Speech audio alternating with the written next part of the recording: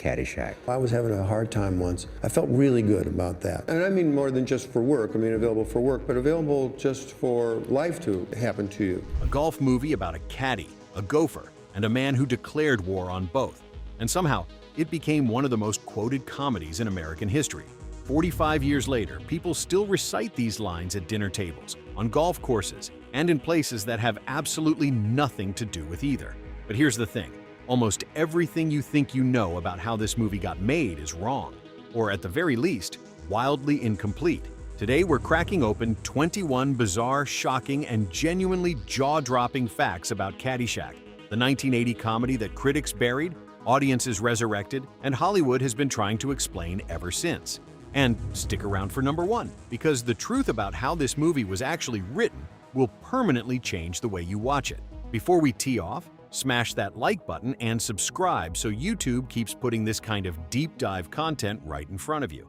And drop a comment right now. What's your all-time favorite Caddyshack line? We'll be coming back to that later. Let's go. Fact 21. The movie was shot at a real golf club that still exists. Today, Caddyshack was filmed at Rolling Hills Golf Club in Davie, Florida, today known as Grand Oaks Golf Club. And yes, you can still play there. The 18th hole where the legendary explosion was filmed is still part of the course. Fans make pilgrimages to stand on the very green where Bill Murray waged war on an animatronic rodent. Not many movies can say their filming location doubles as a weekend activity. Fact 20. Harold Ramis desperately wanted it to feel like the Midwest, but kept finding Florida.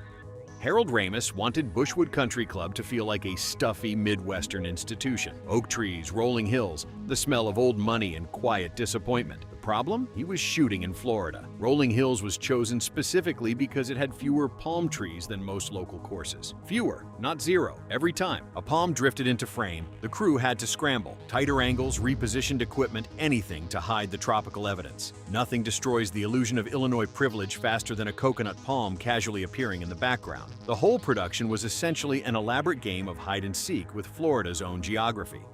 Fact 19. Hurricane David showed up and nearly ended. Everything before it started filming kicked off in autumn 1979, and almost immediately, nature had a note. Hurricane David rolled in and shut the entire production down. Cameras off, schedules destroyed. The delay stretched the shoot to roughly 11 chaotic weeks. On most productions, a hurricane kills momentum. On Caddyshack, it was just the opening act.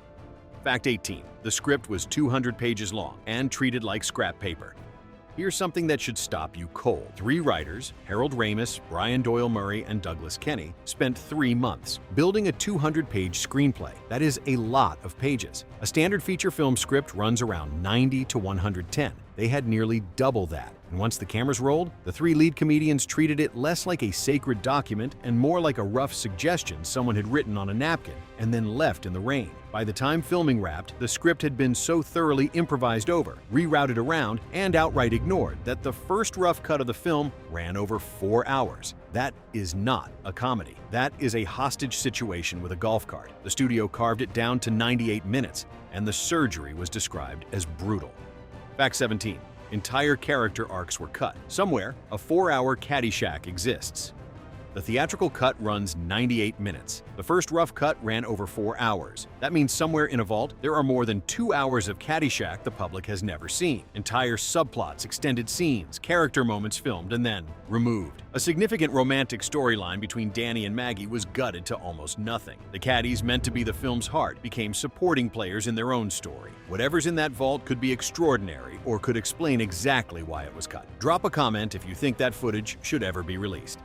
Fact 16. The script literally had blank pages that just said, "Bill riffs here." This is not a metaphor. The script contained actual blank sections that read, "Bill riffs here." Not a joke setup, just an acknowledgement that Murray would do something better than anything they could write. The Cinderella story monologue began with 2 lines of stage direction. Carl cuts off the tops of flowers with a grass whip. Ramis gave Murray 1 prompt. Imagine you're a kid announcing your own Fantasy Masters tournament. Murray picked up the whip, looked at the bed of real chrysanthemums, and started talking. Live flowers. No resets. The original take ran close to 30 minutes. Fact 15. The Dalai Lama speech was written for a completely different character. The Dalai Lama monologue, Total Consciousness, No Tip, is now so completely owned by Bill Murray that it's hard to imagine anyone else delivering it. But in early versions of the script, it didn't belong to Carl Spackler at all. In some drafts, it was a teenage caddy's story. In others, it belonged to a grounded veteran type. Either way, it was meant to land as something sincere and sentimental. When the original actor performed it, it came across as earnest and oddly depressing, like someone oversharing at a retirement dinner. Ramos recognized the premise was absurd enough to be funny, but only in the right hands. He handed it to Murray. Murray kept the bones of the premise and completely torched the tone, rebuilding it from the ground up in Carl Spackler's unhinged, philosophically confused voice. A spiritual anecdote delivered with the deadpan certainty of a man who genuinely believed the Dalai Lama had stiffed him on a tip and that he'd come out ahead anyway. Fact 14. The climactic explosion was so big, a pilot radioed in a plane crash. Here is where things go from interesting to absolutely wild. The final explosion at the end of Caddyshack, the one that levels the 18th hole, was supposed to be a comedic punchline. What it actually became was very nearly an FAA incident. The film was shot directly in the flight path of Fort Lauderdale Hollywood International Airport. When the special effects team detonated the finale, they weren't blowing something up in a remote location. They launched a fireball into a Florida sky that commercial jets were actively flying through. A pilot spotted the explosion and rising smoke column and immediately radioed air traffic control, reporting what he believed was a plane crash on the ground. Local authorities were alerted. For a genuinely tense few moments, people entirely outside the production believed a disaster had occurred. It had not. It was a gopher vendetta that escalated beyond anyone's control. The country club owners, understandably, did not want their actual 18th green destroyed. So the production built a massive artificial dirt mound for the blast. And then the pyrotechnics team got enthusiastic. The explosion annihilated the fake hill and produced a fireball significantly larger than anyone had planned for. John Murray, Bill's brother, was reportedly assigned the very specific job of standing on the golf course and watching the sky for incoming planes, so the director would know when it was safe to roll camera. A man on a golf course, staring at clouds, yelling about aircraft. That is a job description that could only exist on this production. Fact 13. Bill Murray and Chevy Chase had already thrown real punches before they met on set.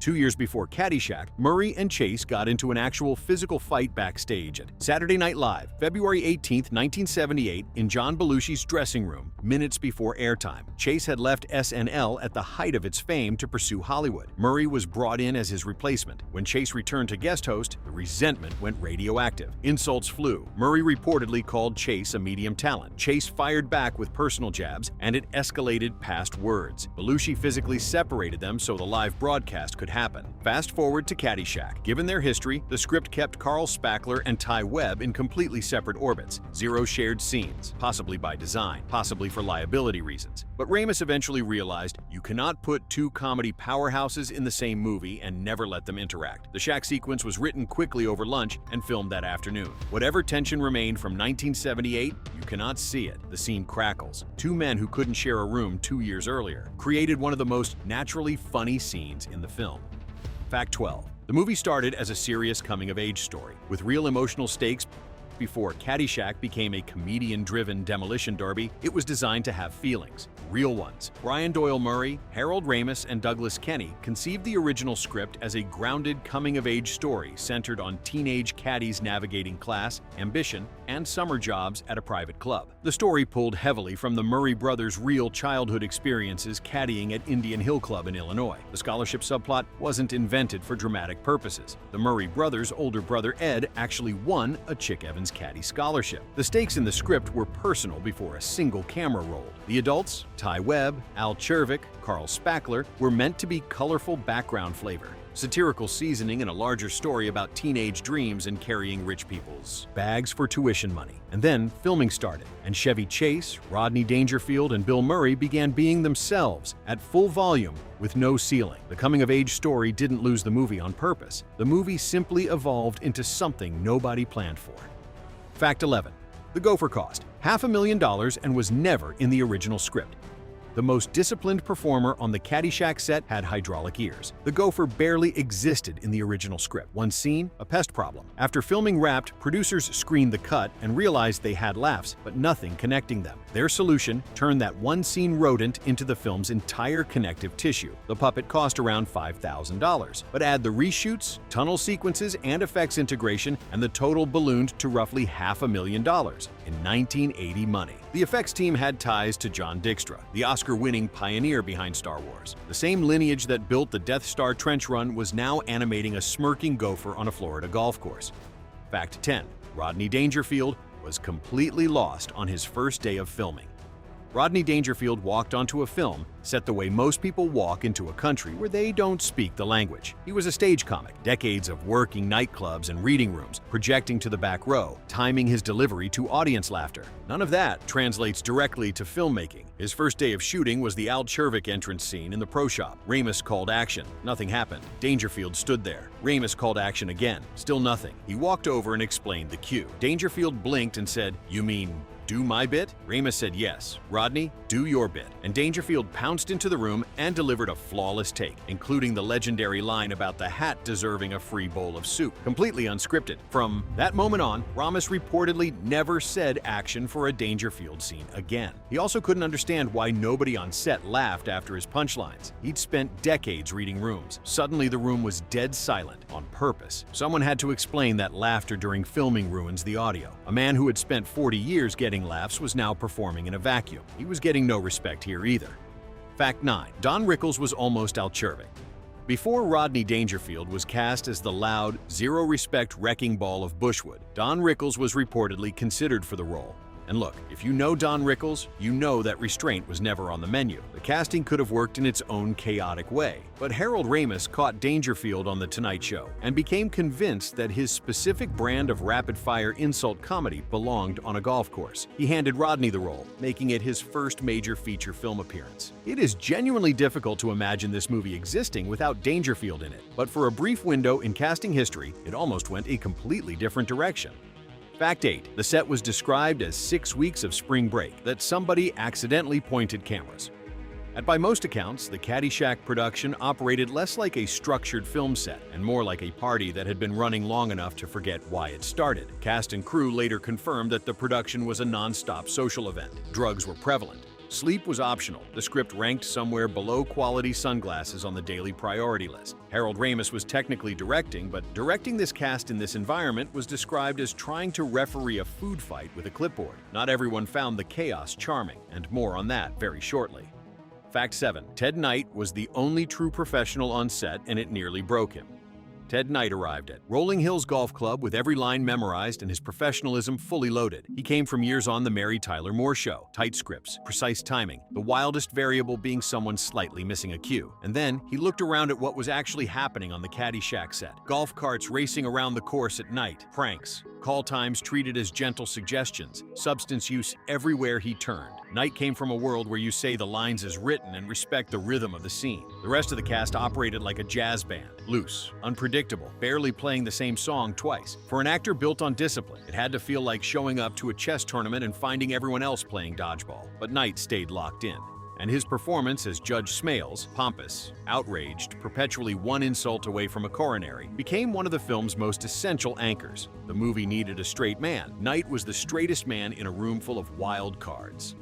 Fact 6. The studio needed one famous face just to greenlight the film. Before Caddyshack could get made, it had to survive the most dangerous hazard in Hollywood: studio approval. Orion Pictures liked the concept. Animal House on a golf course, essentially. Bill Murray in Caddyshack from 1980. His career took off in the early days of Saturday Night Live.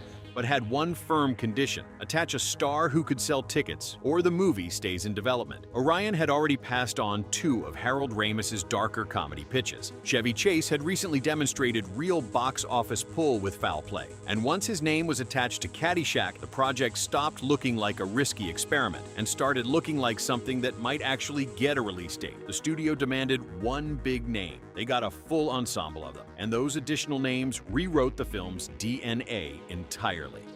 Fact 5. Bill Murray filmed almost all of his scenes in just 6 days.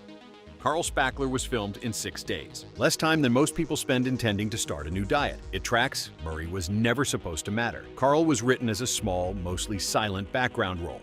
Murray was juggling SNL and only had a brief window. The plan: pop in, say very little, leave. But the second the camera rolled, Carl became a chaos machine. Murray brought energy the script never accounted for, and every scene he touched came back bigger and funnier than what was on the page. The production kept calling him back from New York. A role designed for 6 days consumed a significant piece of the film's identity.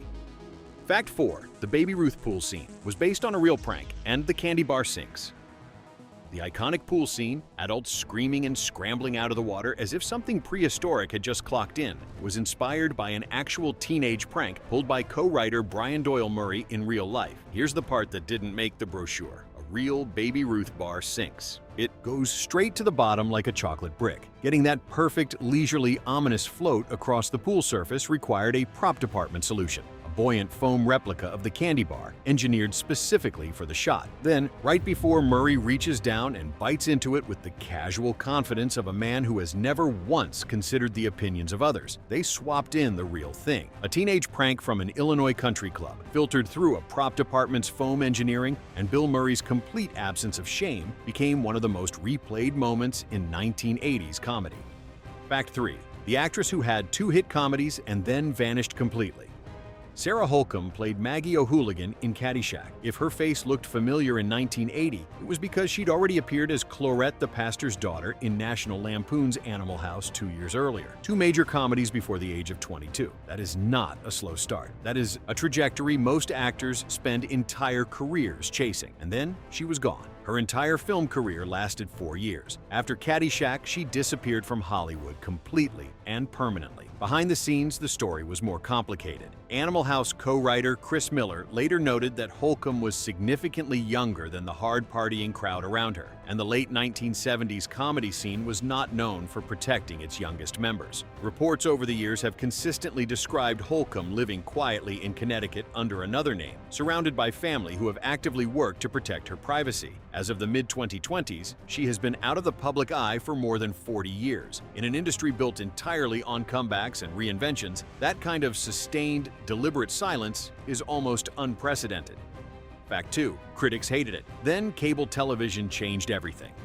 When Caddyshack premiered, critics treated it like a divot someone forgot to repair. Reviews called it sloppy and wandering. The New York Times noted it barely had a story. Roger Ebert gave it 2 stars, and given the last-minute gopher reshoots and general production chaos, they weren't entirely wrong about the structure. But audiences didn't care about structure. They cared about Murray whispering about total consciousness, Dangerfield detonating one-liners, and Chevy Chase smiling like a man who had never once been told no. Then VHS and cable arrived. Caddyshack became the kind of movie you didn't watch. You absorbed it through repetition until every line was welded to your vocabulary. Years later, the American Film Institute ranked it among the 100 funniest American movies ever made. The exact chaos critics dismissed became the reason it outlived every polished comedy released that year.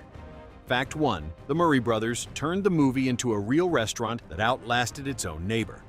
In 2001, the 6 Murray brothers, Bill, Brian, Andy, Joel, Ed, and John, opened Murray Brothers Caddyshack restaurant in St. Augustine, Florida at the World Golf Village. The same kids who spent their teenage summers hauling golf bags at a private Illinois club built a restaurant themed around the movie their childhood inspired. Chef Andy Murray runs the kitchen. The walls are covered in memorabilia. The place feels like the Murray family living room, which probably means someone is always telling a story that's 40% true and 100% entertaining. When the World Golf Hall of Fame closed in 2023, people assumed the restaurant would follow. It didn't. The Murrays signed a new 10-year lease in 2024. A second location in Rosemont, Illinois has since closed, but the St. Augustine original is still serving. From caddying as teenagers in suburban Chicago to running this place for over 2 decades. That's either the most satisfying full circle in comedy history or the longest con ever pulled on a country club. And that's 21 facts about the movie that critics buried and audiences made immortal. A film that started as a heartfelt coming-of-age story, got hijacked by 3 of the most dangerous improvisers in comedy history, nearly triggered an FAA investigation, and still became one of the most quoted movies ever made. Now, the question from the top: what is your all-time favorite Caddyshack line? Drop it below. And if your answer is "it's in the hole," you are standing in a very long line, but